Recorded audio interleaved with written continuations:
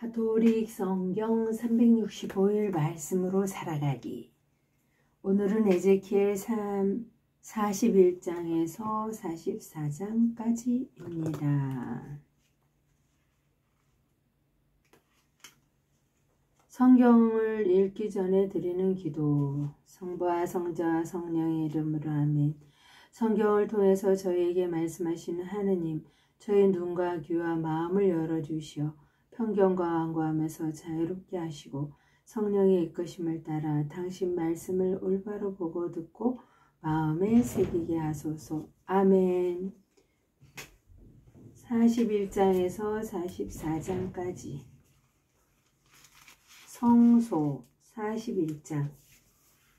그가 나를 성소로 데리고 가서 벽기둥들을 재니 이쪽 곳도 두께가 6안마, 저쪽 곳도 두께가 6안마였다.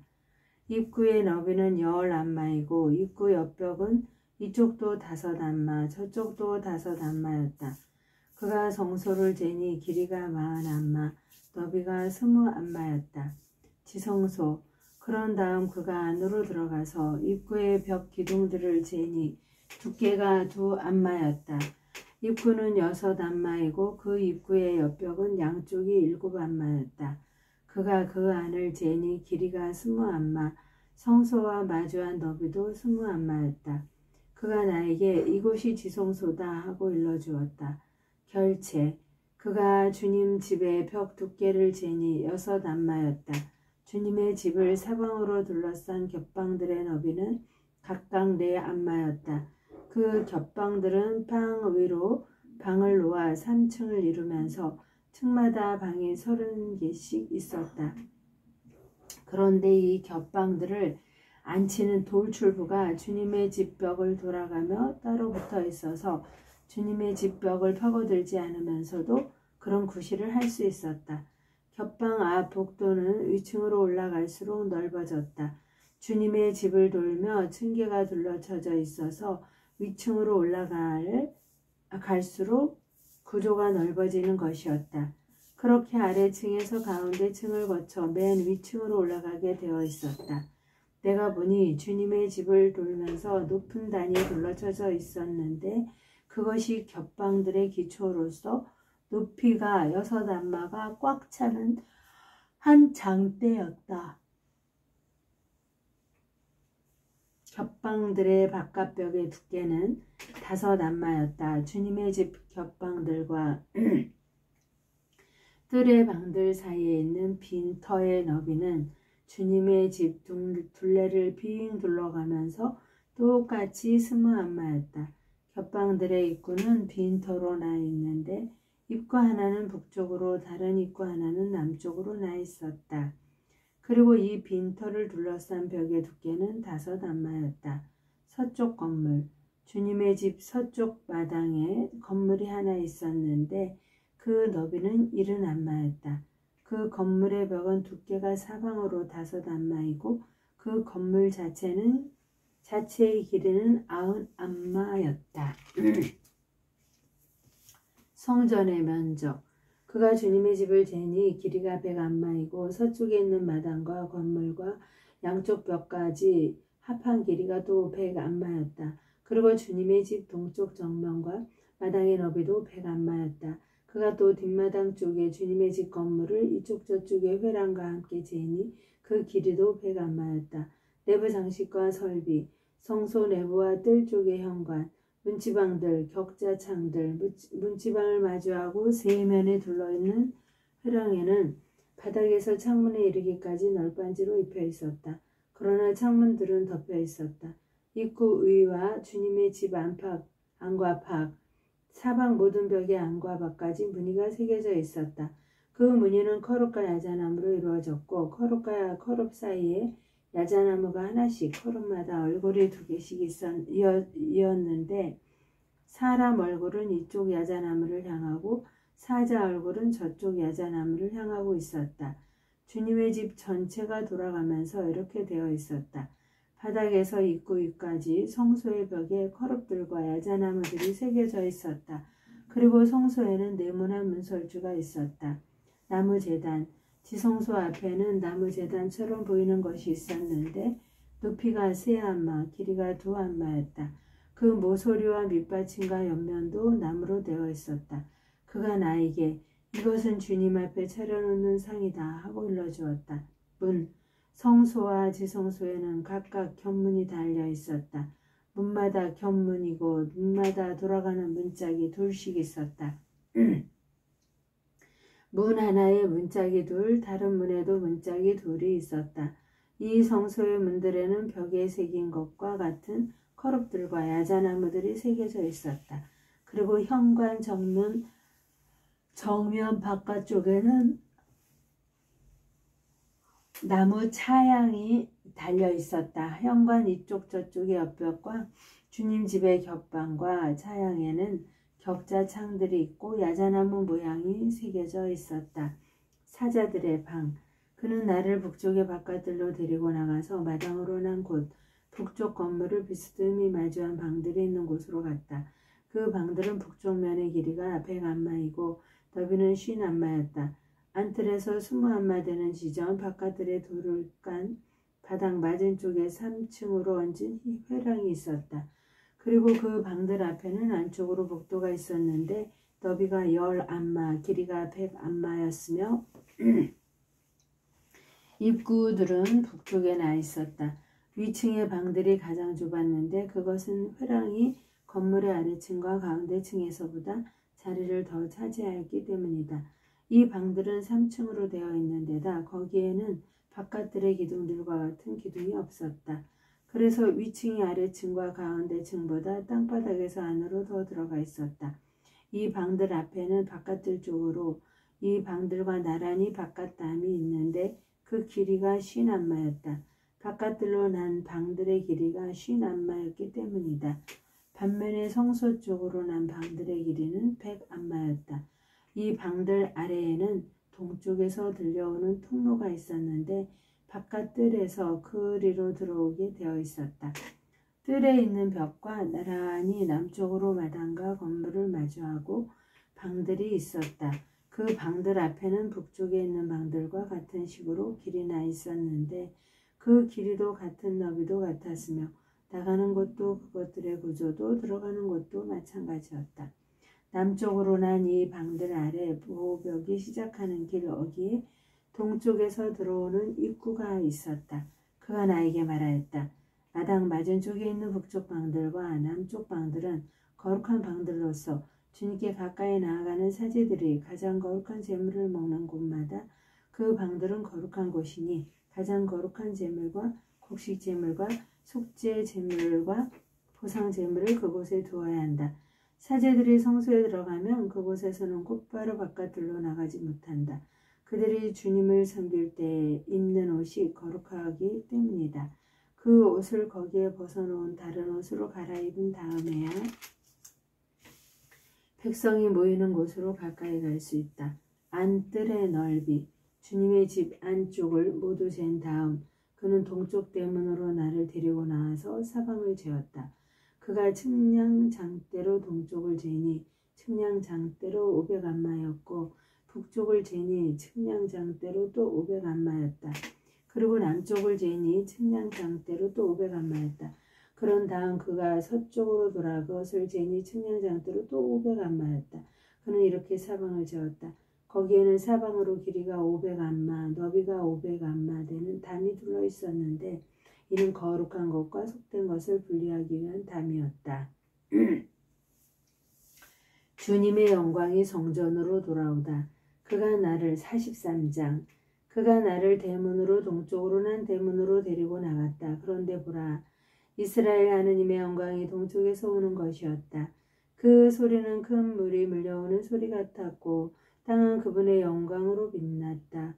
그 모습은 내가 본 환시 곧 그분께서 이 도성을 파멸시키러 오실 때 내가 본 환시와 같았고 또 그 모습은 내가 크바르 강가에서 본 환시와 같았다. 그래서 나는 얼굴을 땅에 대고 엎드렸다. 그러자 주님의 영광이 동쪽으로 난 문을 지나 주님의 집으로 들어갔다. 그때 영이 나를 들어올려 안뜰로 데리고 가셨는데 주님의 집이 주님의 영광으로 가득 차 있었다. 그 그 사람이 내 곁에 서 있는데 주님의 집에서 나에게 말씀하는 소리가 들렸다. 나에게 이렇게 말씀하시는 것이었다. 사람의 아들아, 이곳은 내 어자의 자리, 내 발바닥이 놓이는 자리다. 내가 이스라엘 자손들 가운데에서 영원히 살 곳이다. 다시는 이스라엘 집안이 나의 거룩한 이름을 부정하게 만들지 않을 것이다. 그들이 나 그 임금들이 불륜을 저질러 또 임금들이 죽었을 때 그 죽음으로 나의 거룩한 이름을 부정하게 만들지 않을 것이다. 그들은 자기들의 문지방을 내 문지방 옆에 놓고 자기들의 문설주를 내 문설주 옆에 놓아 나와 자기들 사이에 벽 하나밖에 없도록 만들었다. 그들은 이렇게 역겨운 짓들을 저질러 나의 거룩한 이름을 부정하게 만들었다. 그래서 내가 분노하여 그들을 멸망시켜 버렸다. 그러나 이제 그들은 자기들의 불륜과 자기네 임금들의 죽음을 나에게서 멀리 치워버릴 것이다. 그리하여 나는 그들 가운데에서 영원히 살 것이다. 너 사람의 아들아, 이스라엘 집안에게 하느님의 이 집을 설명해 주어 자기들이 저지른 죄를 수치스럽게 여기며 성전 모형을 측량해 보게 하여라. 자기들이 저지른 모든 것을 그들이 수치스럽게 여기거든 주님 집의 구조, 곧 배치와 나가는 곳과 들어오는 곳을 포함한 모든 구조와 모든 규정, 그 모든 구조와 법을 그들에게 알려주고 그들이 보는 앞에서 그려주어 그 모든 구조와 규정을 준수하여 지키게 하여라. 이것이 주님 집의 법이다. 이 산꼭대기 사방 경계가 모두 가장 거룩한 곳이다. 바로 이것이 주님 집의 법이다. 안뜰의 제단. 안마로 잰 제단의 치수는 다음과 같았다. 한 안마는 보통의 한 안마에 손바닥 너비를 더한 것이다. 제단의 도랑은 깊이가 한 안마, 너비가 한 안마이고 그 가장자리에는 빙 돌아가면서 한 뼘 되는 턱이 있었다. 제단의 높이는 다음과 같았다. 땅바닥에 있는 도랑에서 아래 받침의 윗면까지는 2 안마이고 너비는 한 안마였다. 이 작은 받침대에서 큰 받침 위까지는 4 안마이고 너비는 한 안마였다. 제단의 화덕은 4 안마 높이고 그 화덕에는 뿔이 4개 솟아 있었다. 화덕은 길이가 12안마, 너비도 12안마로서 4면으로 네모가 쳐 있었다. 큰 받침은 길이가 14안마, 너비가 14안마로서 4면이 나 있었다. 사방의 턱은 반 안마이고 도랑은 돌아가면서 한 안마였다. 층계들은 동쪽에 나 있었다. 제단의 봉헌. 그분께서 또 나에게 말씀하셨다. 사람의 아들아, 주 하느님이 이렇게 말한다. 번제물을 바치고 피를 뿌릴 제단을 만드는 날에 지킬 제단의 규정들은 이러하다. 주 하느님의 말이다. 너는 차독의 후손들 가운데에서 나를 섬기려고 나에게 가까이 나아오는 레위인 사제들에게 속죄 제물로 황소 한 마리를 내주어야 한다. 그리고 너는 그 피를 얼마쯤 가져다가 제단의 네 뿔과 받침의 4 귀퉁이와 사방 턱에 발라 제단을 정화하고 속죄하여라. 속죄 제물로 바친 황소는 가져다가 성전 밖 주님 집에 지정된 곳에서 태워라. 둘째 날에는 흠없는 수염소 한 마리를 속죄 제물로 바치고 나서 황소로 제단을 정화하였듯이 그것을 다시 정화하여라. 정화 예식을 마친 다음에는 흠없는 황소 한 마리와 양떼 가운데에서 흠없는 순양 한 마리를 바쳐라. 네가 그것들을 주님 앞에 바치면 사제들은 그 위에 소금을 뿌리고 주님에게 번제물로 바쳐야 한다. 너는 이래 동안 속죄 제물로 염소 한 마리씩 바쳐야 한다. 그리고 황소 한 마리와 양떼 가운데에서 순양 한 마리를 흠없는 것들로 바치게 하여라. 이렇게 이래 동안 제단을 위한 속죄 제식을 거행하여 그것을 정화하고 봉헌하게 하여라. 이 기간이 끝난 뒤에 8회째 되는 날부터 사제들이 이 제단 위에서 너희의 번제물과 친교 제물을 바쳐야 한다. 그러면 내가 너희를 기꺼이 받아들이겠다. 주 하느님의 말이다. 동쪽 대문의 용도 44장. 그 사람은 나를 성전 밖 동쪽으로 난 대문으로 다시 데리고 갔는데 그 대문은 잠겨 있었다. 그때 주님께서 나에게 말씀하셨다. 이 문은 잠가둔 채 열어서는 안 된다. 아무도 이 문으로 들어와서는 안 된다. 주 이스라엘의 하느님이 이곳으로 들어왔기 때문이다. 그래서 잠겨 있어야 한다. 다만 제후는 그가 제후이므로 여기에 앉아 주님 앞에서 음식을 먹을 수 있다. 그는 대문 현관 쪽으로 들어왔다가 다시 그 길로 나가야 한다. 성전 출입 규칙. 그는 다시 나를 데리고 북쪽 대문을 지나 주님의 집 앞으로 갔는데 내가 보니 주님의 집이 주님의 영광으로 가득 차 있었다. 그래서 나는 얼굴을 땅에 대고 엎드렸다. 그래서 주님께서 나에게 말씀하셨다. 사람의 아들아, 내가 주님 집의 모든 규정과 법과 관련해서 너에게 일러주는 것을 모두 명심하여 눈으로 잘 보고 귀로 잘 들어라. 그리고 주님의 집으로 들어오는 곳과 성전에서 나가는 모든 곳을 명심하여라. 저 반항의 집안인 이스라엘 집안에게 말하여라. 주 하나님이 이렇게 말한다. 이스라엘 집안아, 너희 온갖 역겨운 짓을 많이도 저질렀다. 너희는 마음의 할례를 받지 않고 몸에도 할례를 받지 않은 이방인들을 들어보내어 내 성전에 머무르면서 나의 집을 더럽히게 하였다. 너희는 나에게 음식 곧 굿기름과 피를 바치면서 이렇게 온갖 역겨운 짓을 하여 나의 계약을 깨뜨렸다. 너희는 나의 거룩한 물건들과 관련된 직무를 수행하지 않고 나의 성전에서 너희 대신 이방인들이 나를 위한 직무를 수행하게 하였다. 주 하느님이 이렇게 말한다.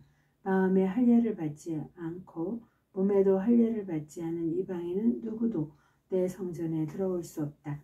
이스라엘 자손들 가운데 사는 어떤 이방인도 마찬가지다. 레위인들 레위인들은 이스라엘이 나를 떠나 자기들의 우상들을 쫓으며 헤맬 때 나에게서 멀리 떠나갔기 때문에 그 죗값을 짊어져야 한다. 그들은 이제 나의 성전에서 주님의 집 문지기 일을 하고 주님의 집에서 시중 드는 일을 하게 된다. 그들은 백성에게 번제물과 다른 희생 제물을 잡아주고 백성이 시중을 들기 위하여 그들 앞에 준비하고 서 있어야 한다. 레위인들은 백성이 섬기는 우상들 앞에서 그들의 시중을 들어 이스라엘 집안을 죄짓게 하는 걸림돌이 되었기 때문에 나는 그들을 거슬러 손을 들고 맹세하였다.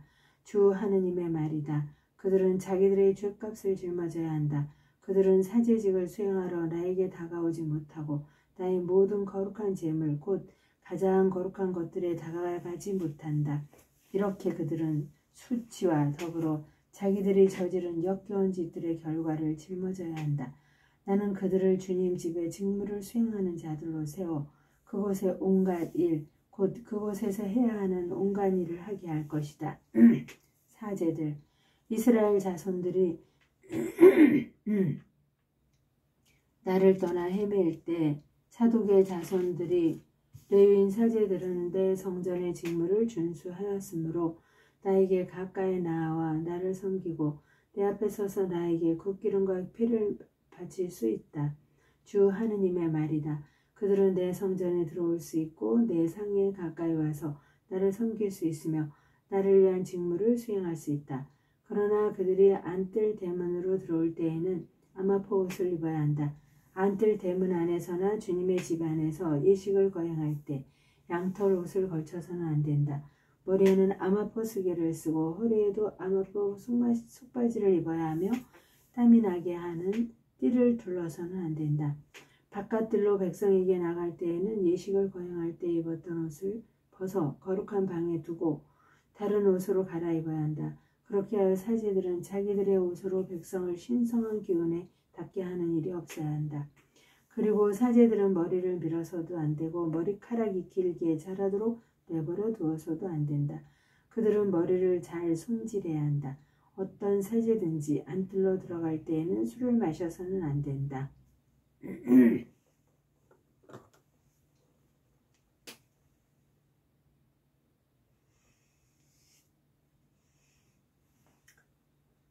그들은 이스라엘 집안 후손의 처녀가 아니면 과부나 수박 맞은 여자를 아내로 맞아들여서는 안 된다. 그러나 사제의 과부는 맞아들일 수 있다. 사제들은 거룩한 것과 속된 것을 구별하도록 내 백성을 가르치고 부정한 것과 정결한 것을 구별하도록 그들을 깨우쳐 줘야 한다. 소송이 일어나면 판관으로 나서서 내 법규들에 따라 판결을 내려야 한다. 또한 나의 모든 축일에 나의 법과 규정들을 준수하고 나의 안식일을 거룩히 지내야 한다. 사제들은 죽은 이에게 다가가서 자신을 부정하게 만들어서는 안 된다.